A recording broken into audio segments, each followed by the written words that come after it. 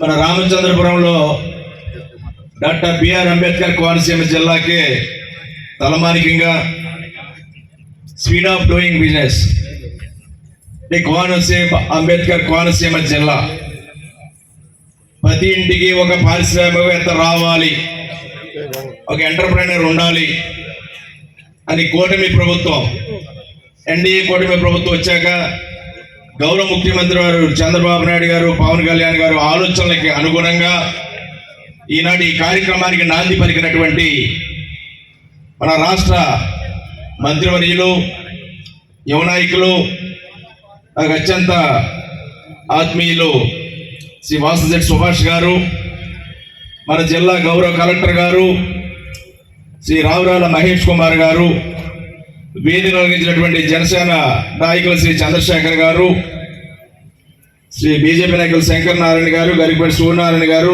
దొరబాబు గారు, రిషి గారు, ఇంకా చాలా మంది వేదిక పెద్దలు ఆర్డీఓ గారు, ఎంఆర్ఓ గారు, వివిధ పెద్దలు సత్యం గారు, వివిధ హోదాల్లో ఉన్న 50 మంది పెద్దలకు, ఈ కార్యక్రమానికి హాజరైన అధికారులు, అనధికారులు, సోదర సోదరిమణులు, పాత్రికేయ మిత్రులు అందరికీ కూడా నా ఉదయపూర్వక నమస్కారాలు. చాలా సంతోషం.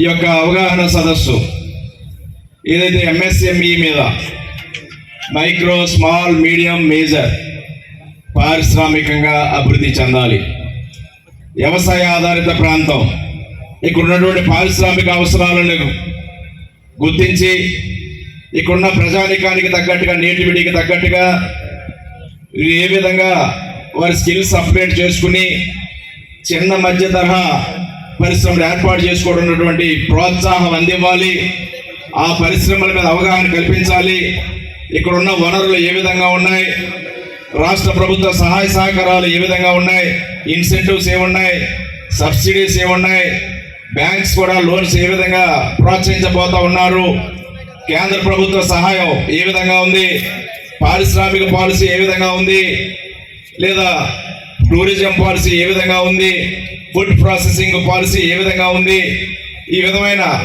అవగాహన కల్పించి ఈ ప్రాంతంలో సూటబుల్ అయ్యే పరిశ్రమలు ఏర్పాటు చేయడం ద్వారా తద్వారా మనందరం కూడా అభివృద్ధి చెందడం కోసం ఈ రకమైన సదస్సులు ఎంతో దోహదపడతాయని చాలా కీలకమైన ముఖ్యమైన అవగాహన సదస్సుని గౌరవ మంత్రి సుభాష్ గారు ఇక్కడ ఏర్పాటు చేయడం చాలా అభినందనీయంగా, హృదయపూర్వకంగా వారిని నేను అభినందిస్తూ ఉన్నాను.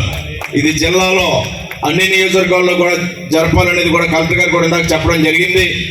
ఇది మన ప్రాంతాన్ని సుభిక్షంగా మార్చడానికి ఇక్కడ ప్రస్తుతం ఇదివరకు కలెక్టర్ గారు చెప్పినట్టుగా ఈజ్ ఆఫ్ డూయింగ్ బిజినెస్ రావాలి, పరిశ్రమలు పెట్టుకోవాలి, మీకు ఏం కావాలో మేము చేస్తామని చెప్పేవారు. ఈరోజు అలా కాదు, పరిగెట్టాలి, మనం స్పీడ్గా ఇంకా పారిశ్రామికరణ జరగాలి, పట్టణాభివృద్ధి చేసుకుంటూ ఉన్నాం, అర్బనైజేషన్ చేసుకుంటూ ఉన్నాం.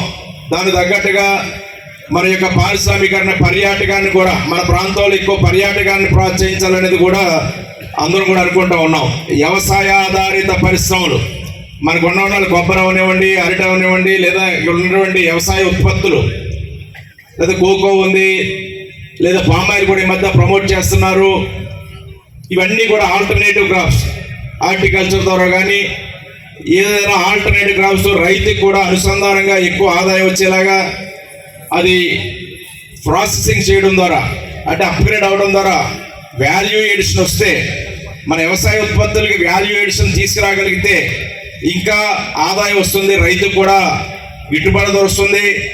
రైతుతో పాటు ఈ పరిశ్రమలు ఆధారిత పరిశ్రమ, వ్యవసాయ ఆధారిత పరిశ్రమలు అంటే కొబ్బరి ఉంది, కొబ్బరిని బేస్ చేసుకుని 10-15 రకాల సబ్సిడైజర్ యూనిట్లు రావడానికి అవకాశం ఉంది. ఇలాంటివన్నీ కూడా ఆలోచన చేసి వాటిని ముందుకు తీసుకెళ్లి యువ పారిశ్రామికవేత్తలను ప్రోత్సహించడానికి ఎంతో దోహదపడుతుంది. కానీ అందరూ తెలుసుకోవాల్సింది కూడా ఒకటి ఉంది. ఈనాడు ప్రభుత్వం, రాష్ట్ర ప్రభుత్వం మొన్న జరిగిన అసెంబ్లీ సమావేశాల్లో ఈ పారిశ్రామికరణ కోసం చాలా గొప్ప పాలసీని తీసుకొచ్చింది. అంటే అక్కడ ఉద్యోగ ఉపాధి అవకాశాలు కల్పించిన వాళ్ళు కూడా ఇన్సెంటివ్స్, సబ్సిడీ ఇచ్చింది. ఎవరైనా పరిశ్రమ పెట్టి మీరు ఇన్ని ఉద్యోగాలు ఇస్తే ఇంత సబ్సిడీ మీకు ఇస్తాం, ఇంత ఇన్సెంటివ్ ఇస్తాం, ఇంత కరెంట్ రాయితీ ఇస్తాం, ఈ రకమైన లేదా ట్యాక్స్ బెనిఫిట్ ఇస్తాం అనే రకాలుగా ప్రోత్సాహకాలు కూడా చాలా ఇవ్వడం జరిగింది. వాటన్నిటిని కూడా తెలుసుకోవాలి. పర్యాటకాన్ని కూడా ఇండస్ట్రీగా గుర్తించడం జరిగింది.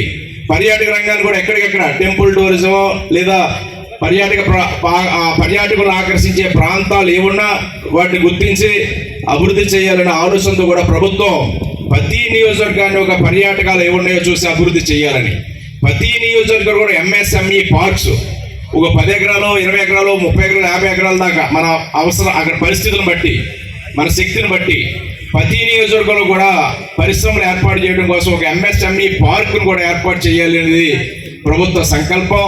ఆ పార్కులు యువ పారిశ్రామికవేత్తలు ఎవరున్నా అక్కడ అన్ని రకాల ఫెసిలిటీస్ కలగజేస్తారు.